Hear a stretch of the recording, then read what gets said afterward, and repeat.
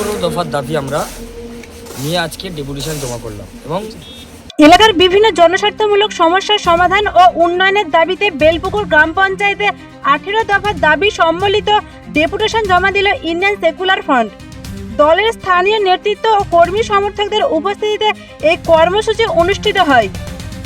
ISF এর পক্ষ থেকে জানানো হয়, এলাকার রাস্তা সংস্কার, পানীয় জলের সমস্যার সমাধান, নিকাশি ব্যবস্থার উন্নয়ন, বয়স্ক ভাতা ও অন্যান্য সরকারি প্রকল্পের সুবিধা সঠিকভাবে পৌঁছে দেওয়া, বেকার যুবকদের কর্মসংস্থানের ব্যবস্থা সহ একাধিক জনস্বার্থমূলক বিষয়কে সামনে রেখেই এই 18 দফার দাবি উত্থাপন করা হয়েছে।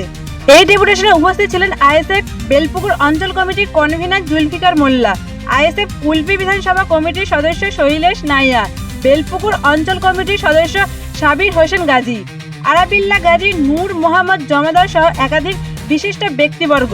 ডেপুটেশন কর্মসূচিতে উপস্থিত আইএসএফ নেতৃবৃন্দ অভিযোগ করেন, দীর্ঘদিন ধরে এলাকার নানা সমস্যা অমীমাংসিত অবস্থায় পড়ে রয়েছে। সাধারণ মানুষ বারবার অভিযোগ জানিয়ে সুরাহা পাচ্ছেন না। তাই পঞ্চায়েত কর্তৃপক্ষের দৃষ্টি আকর্ষণ করতে এই ডেপুটেশন কর্মসূচির আয়োজন করা হয়েছে।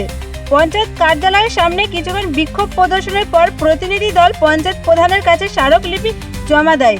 দাবিগুলো দ্রুত বাস্তবায়নের আশ্বাস না পেলে আগামী দিনে বৃহত্তর আন্দোলনের পথে হাঁটার হুঁশিয়ারি দেন আইএসএফ নেতৃত্ব। অন্যদিকে পঞ্চায়েত কর্তৃপক্ষ জানিয়েছে, জমা পড়া দাবিপত্র খতিয়ে দেখে প্রয়োজনীয় পদক্ষেপ গ্রহণ করা হবে। এদিনের কর্মসূচিতে আইএসএফ এর স্থানীয় নেতৃত্ব, কর্মী ও সমর্থকদের উপস্থিতি ছিল উল্লেখযোগ্য। এলাকার উন্নয়নের স্বার্থে দাবিগুলো দ্রুত পূরণের দাবি জানিয়েছেন সাধারণ মানুষও।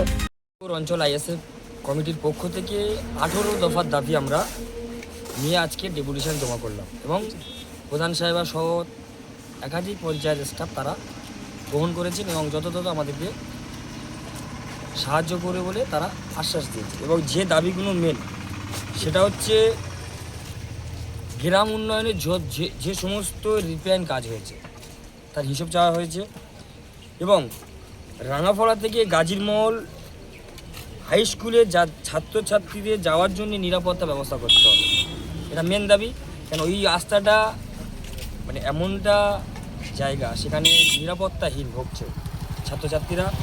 এবং 2021 এবং 22-এর জব কার্ডের হিসেব দিতে হবে এবং যে সমস্ত কাজ 2023 থেকে শুরু করেছে পঞ্চায়েত সেই কাজের আমাদের নথি দিতে হবে। এবং আজকের আমরা শুধু ডেপুটেশন দিলাম এবং প্রধান আমাদেরকে একটা সময় দিয়েছে। সেই সময়ের পরে আমরা যদি না আমাদের দাবিগুলো তিনি গ্রহণ করেন তার পদক্ষেপ আমরা আমাদের কমিটির তরফ থেকে আমরা জানাবো। কি নাম পরিচয়? Zulfikar Molla, Belpukur Indian Secular Front convener এবং কুলপি বিধানসভা কমিটির সদস্য।